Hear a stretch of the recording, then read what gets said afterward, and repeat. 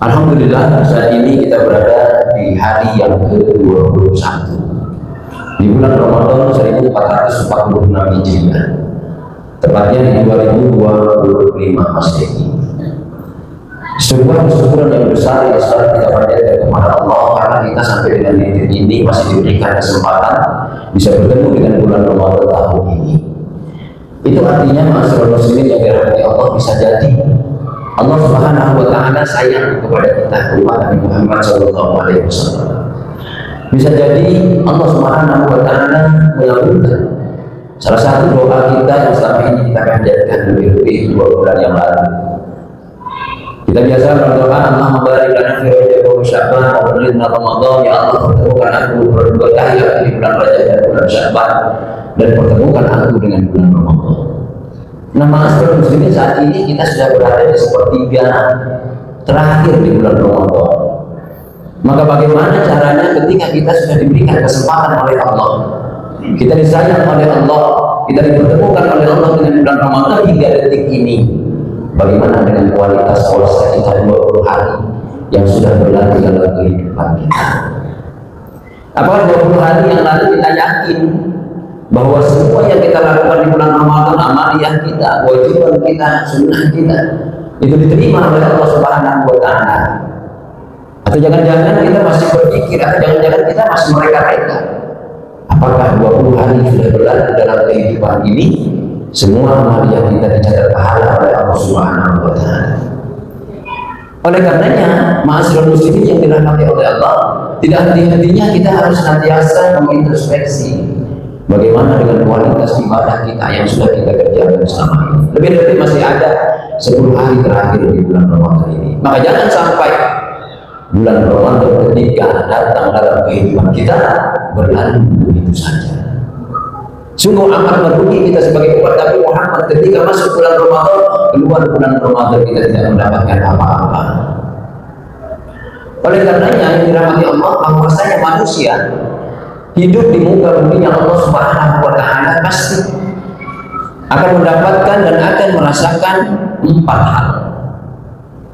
Yang pertama, manusia itu akan merasakan yang namanya nikmat dari Allah Subhanahu wa Ta'ala. Yang kedua, manusia juga tidak akan terlepas dari yang namanya musibah atau ujian dari Allah Subhanahu wa Ta'ala. Yang ketiga, karena manusia ini bukan malaikat, pasti akan melakukan yang namanya kesalahan atau khilafah atau dosa. Nah, yang keempat, karena manusia ini bukan bangsa jin, bukan bangsa setan, bukan bangsa makhluk halus, maka potensinya juga besar manusia itu bisa melakukan kebaikan-kebaikan di muka bumi Allah Subhanahu wa Ta'ala. Yang pertama, manusia akan merasakan yang namanya nikmat dari Allah Subhanahu wa Ta'ala, baik itu nikmat yang saat ini dirasakan atau nikmat yang diinginkan, atau bisa jadi nikmat yang dilupakan. Yang pertama, manusia akan merasakan nikmat, manusia akan mendapatkan nikmat yang saat ini dirasakan.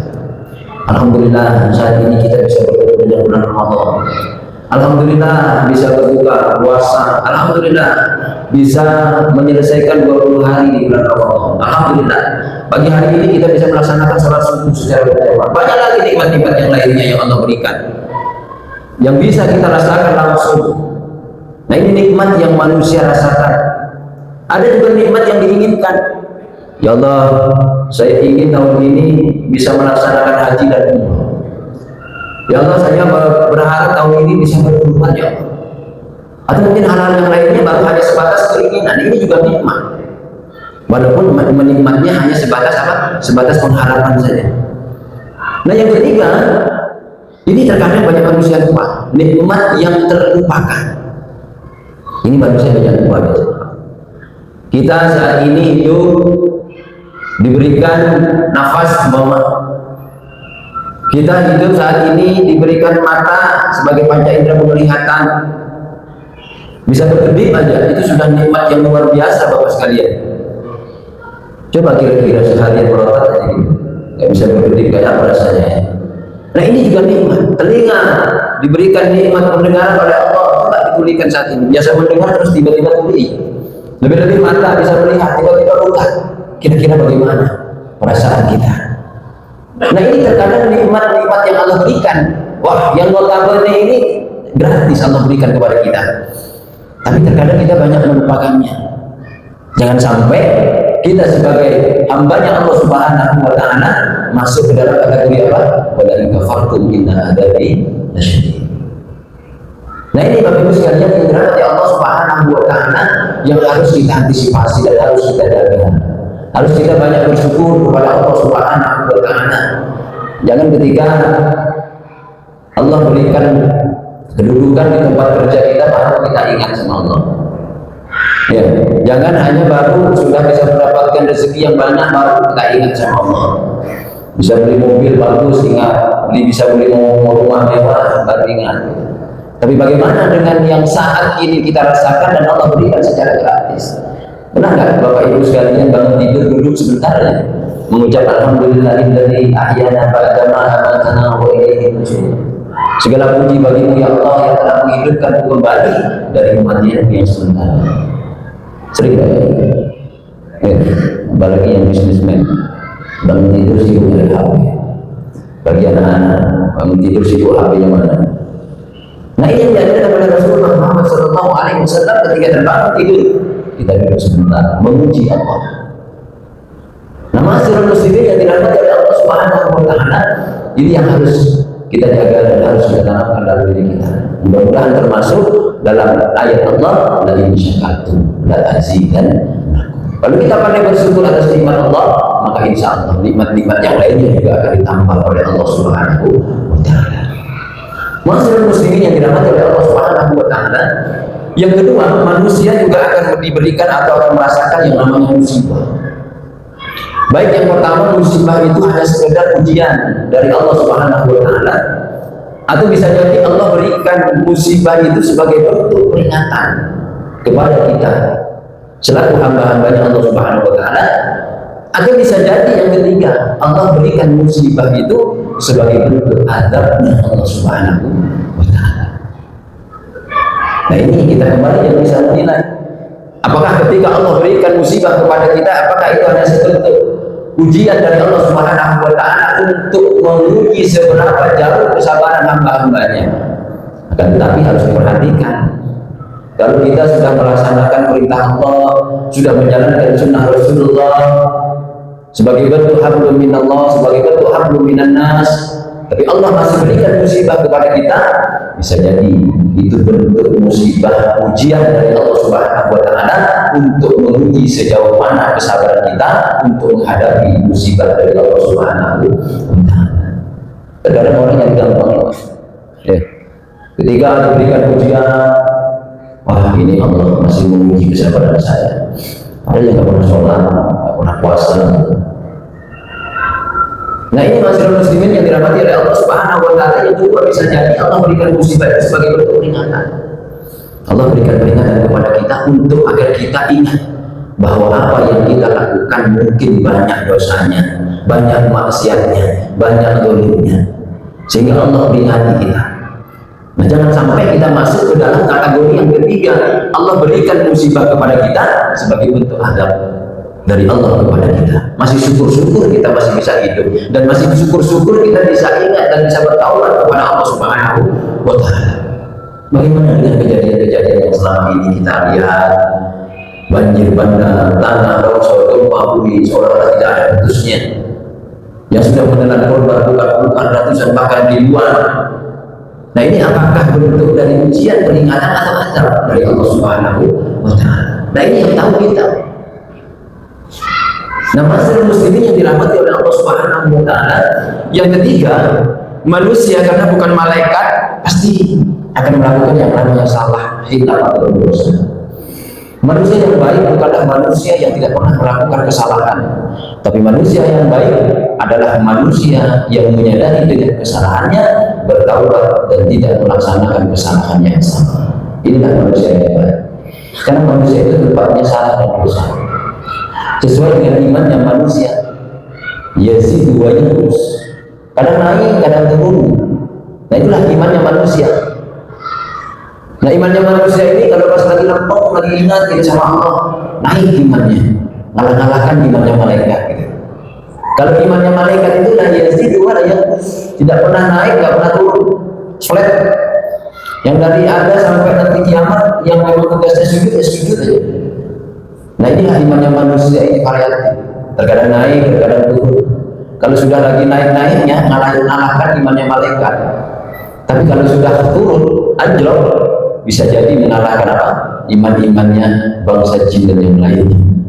Nah ini Bapak Ibu yang dirahmati oleh Allah Subhanahu wa Ta'ala. Yang keempat, manusia itu cenderung melakukan kebaikan, karena manusia itu bukan bangsa halus, bukan bangsa jin, bukan bangsa setan, bukan bangsa iblis. Cenderung melakukan yang namanya kebaikan. Nah potensi-potensi seperti ini yang bisa kita lakukan lebih-lebih di bulan suci Ramadan ini. Maka di 10 hari bulan Ramadan ini kita tingkatkan kualitas keimanan, ketakwaan kita kepada Allah Subhanahu wa Ta'ala, lebih-lebih kita tingkatkan kualitas ibadah kita kepada Allah Subhanahu wa Ta'ala. Nah yang terpenting Bapak Ibu sekalian yang dirahmati Allah, ketika kita saat ini berada di bulan Ramadan atau di luar bulan Ramadan, kita harus memperhatikan beberapa hal yang bisa jadi kalau ini kita lakukan setiap harinya bisa menghancurkan atau menghanguskan amaliyah kita, dan bisa menghanguskan pahala kita di hadapan Allah Subhanahu wa Ta'ala. Nabi Muhammad SAW di dalam salah satu riwayatnya yang diriwayatkan oleh Imam At-Tailani, beliau bersabda, "Sittatu asya'a tuhbitul a'mal", bahwa ada 6 perkara yang bisa menyebabkan amaliyah manusia itu hangus di hadapan Allah Subhanahu wa Ta'ala. Yang pertama, al-istighraq fi uyubil khalq.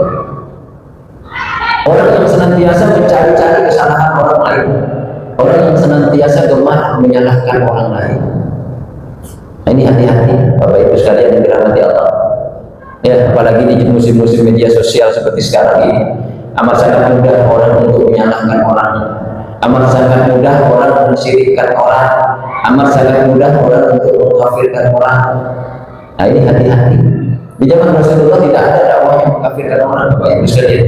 Iya, orang kafir 70 tahun bisa menjadi seorang muslim dengan kalimat la ilaha illallah, tapi di akhir zaman ini karena kalimat la ilaha illallah dibaca di kuburan, orang bisa menjadi kafir. Nah ini hati-hati. Ya, enggak mudah. Jangan gampang untuk menyalahkan orang, jangan mencari-cari kesalahan orang lain, apalagi di media sosial. Begitu ada orang top, orang terkenal punya salah, wah, diviralkan untuk mencari keuntungan, karena dengan like atau subscriber itu bisa mendapatkan cuan dari situ. Hati-hati, jangan gampang untuk mencari kesalahan kalau kita tidak tahu ujung pangkalnya. Nah ini Bapak Ibu sekalian yang dirahmati Allah, yang pertama al-istighraq fi uyubil khalq. Yang kedua yang menyebabkan amaliyah kita hangus, wa uswatul qalbi, orang yang memiliki hati yang keras. Bahaya, lebih baik keras kepala daripada keras hati, Bapak Ibu. Kalau keras hati dampaknya apa? Yang pertama, susah menerima kebenaran, menganggap orang salah melulu, menganggap dirinya yang benar, menganggap dirinya yang baik. Yang kedua, dampak dari hati yang keras adalah susah untuk introspeksi diri, susah untuk muhasabah, susah untuk merasakan bahwa diri ini salah, susah untuk meneteskan air mata ketika berdoa kepada Allah Subhanahu wa Ta'ala. Nah ini kalau hati yang keras, beda dengan keras kepala, ya. Nah yang ketiga, efek dari quswatul qalbi ini apa? Susah menerima yang namanya dosa, menganggap diri kita ini paling benar, menganggap orang lain itu salah semua. Nah ini dampak dari keras hati. Makanya hati-hati kalau kita sudah terjangkit penyakit-penyakit hati, menjadikan hati kita menjadi keras, orang lain kita anggap rendah semua. Nah yang ketiga, Bapak Ibu sekalian yang dirahmati Allah Subhanahu wa Ta'ala, yang menyebabkan amaliyah kita itu harus di hadapan Allah, wa qinatul haya.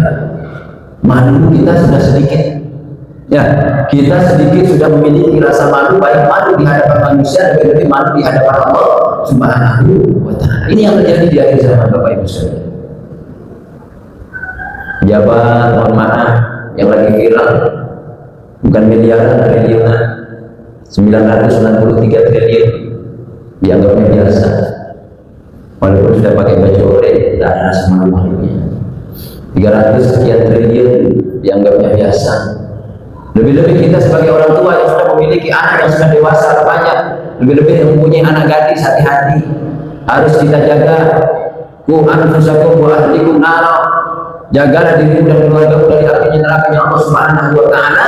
Nah ini kalau sudah malu sedikit di dalam diri kita. Nah, anak-anak sekarang mohon maaf ya, terkadang ini juga pantauan dari orang tua yang punya anak gadis, dibiarin aja keleleran aja, dibiarin aja bergaul sama siapa, dibiarin. Nah, yang anaknya sendiri merasa itulah modernisasi. Kalau nggak gitu dianggapnya nggak gaul, dianggapnya nggak modern. Nah ini hati-hati, akhir zaman Pak, media sosial terutama ya, wakilatul ayat, malu yang sedikit di hadapan manusia dan di hadapan Allah Subhanahu wa Ta'ala.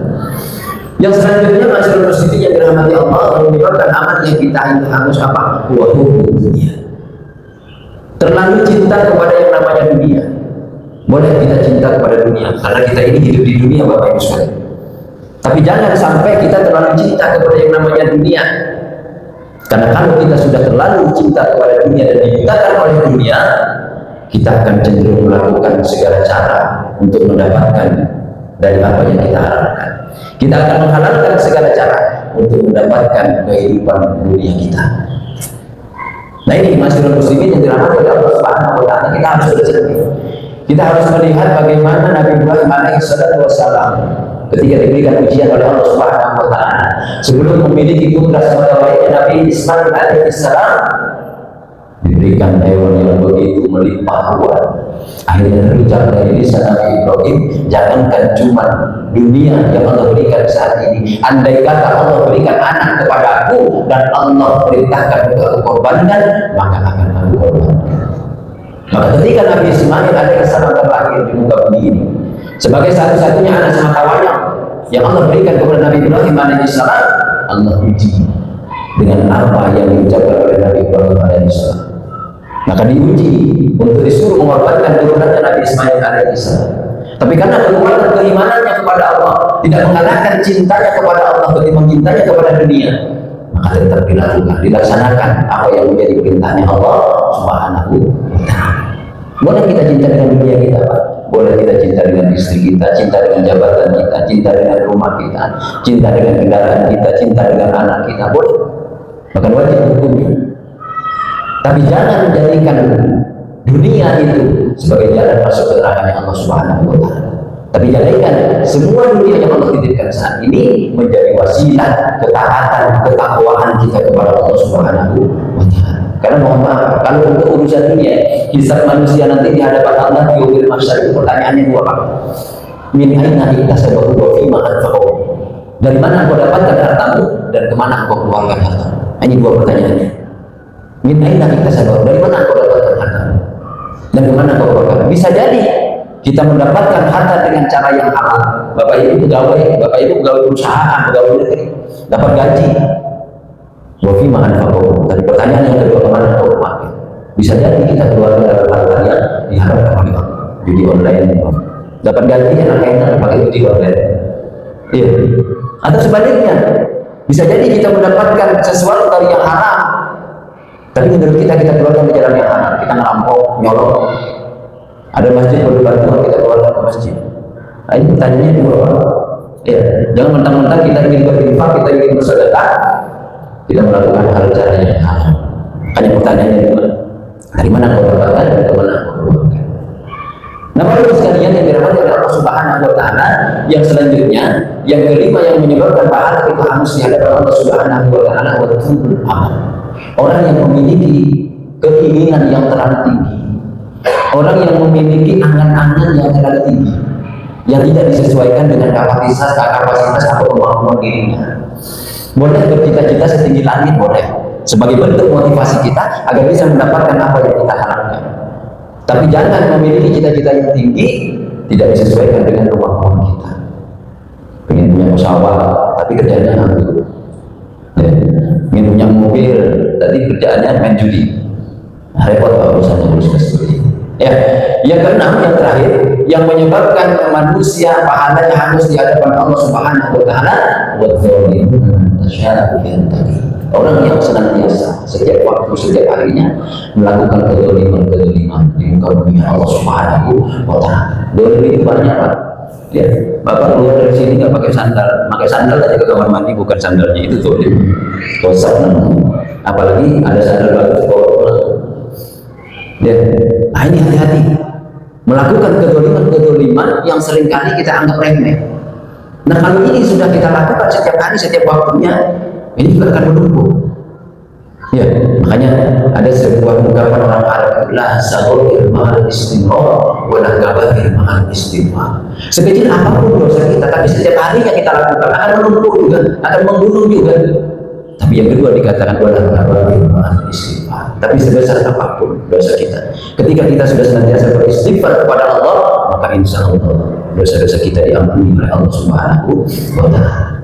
Nah, ini Bapak Ibu sekalian yang dirahmati oleh Allah Subhanahu wa Ta'ala. Ayo di bulan Ramadan yang penuh dengan keberkahan ini, di sisa-sisa bulan Ramadan tahun ini, kita gunakan kesempatan kita untuk meningkatkan kualitas keimanan ketakwaan kita kepada Allah Subhanahu wa Ta'ala, agar supaya betul-betul Ramadan tahun ini Ramadan yang terindah dalam kehidupan kita. Jangan pernah mimpi bertemu dengan bulan Ramadan lagi. Ya, lebih-lebih yang masih muda-muda. Ya, jangan kepedean bahwa bertemu dengan bulan Ramadan yang akan datang. Yang tua-tua juga akan berputus asa. Ya, wah saya sudah umur 75, bakal lagi dengan bulan Ramadan. Ya bagus kalau seperti itu, tapi nggak usah putus asa juga. Ya, maksudnya Bapak Ibu sekalian, jadikan Ramadan ini momentum Ramadan terakhir dalam kehidupan kita. Tujuannya apa? Agar di 10 hari yang terakhir ini kita betul-betul maksimal dalam beribadah kepada Allah Subhanahu wa Ta'ala. Tanamkan dalam jiwa kita bahwa kita nggak bakal ketemu lagi dengan bulan Ramadan yang akan datang. Nah, kalau kita sudah mempunyai prinsip seperti itu, maka insya Allah di 10 hari bulan Ramadan, apalagi ada i'tikaf yang mulai, ya, kita insya Allah maksimal dalam beribadah kepada Allah Subhanahu wa Ta'ala. Nah, hal itu sudah kita dapatkan ketika kita keluar di bulan Ramadan, kita menjadi orang-orang yang fitrah, dosa kita diampuni oleh Allah Subhanahu wa Ta'ala. Maka dimanapun, kapanpun, dan dalam kondisi apapun Allah cabut nyawa kita, maka insya Allah tidak dijadikan hamba-hambanya Allah melihat usul khatimah. Amin ya rabbal alamin. Nah, ini Bapak Ibu sekalian yang dirahmati Allah Subhanahu wa Ta'ala, mudah-mudahan di bulan Ramadan yang penuh dengan keberkahan ini kita senantiasa diberikan kekuatan keimanan oleh Allah Subhanahu wa Ta'ala, diberikan kesehatan lahir dan batin oleh Allah Subhanahu wa Ta'ala, bisa menyelesaikan bulan Ramadan ini secara maksimal.